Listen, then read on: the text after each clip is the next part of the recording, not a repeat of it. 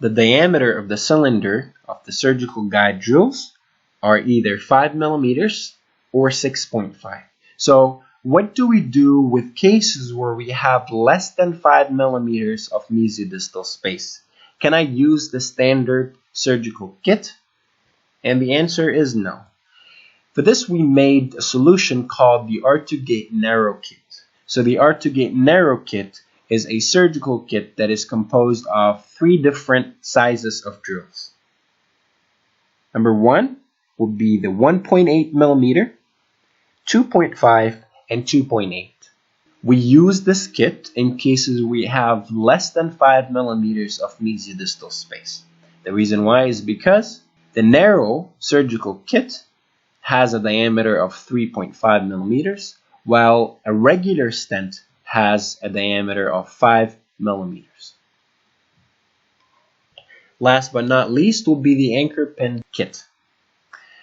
R2GATE offers a full anchor pin kit that is composed of a driver, what we call a stent anchor, and 9 different anchor pins.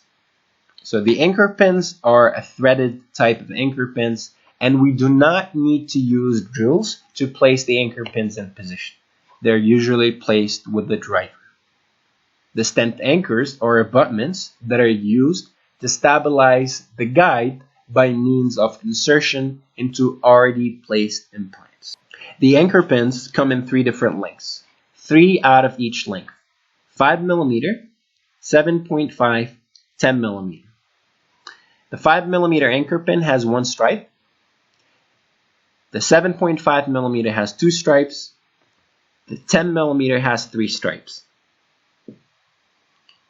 This is a video that shows how to use the anchor pins. As you can see here, we are inserting the anchor pins using the driver. We do not need to use drills for this type of anchor pin. Now this is another video that shows how we use the stent anchors. So we use the stent anchors after we place implants. So here in the video, I'll place an implant through the surgical guide. After the final placement of the implant into the surgical guide, I can place the stent anchor through my surgical guide to insert in the implant that has already been placed, and that increases the stability of my surgical guide.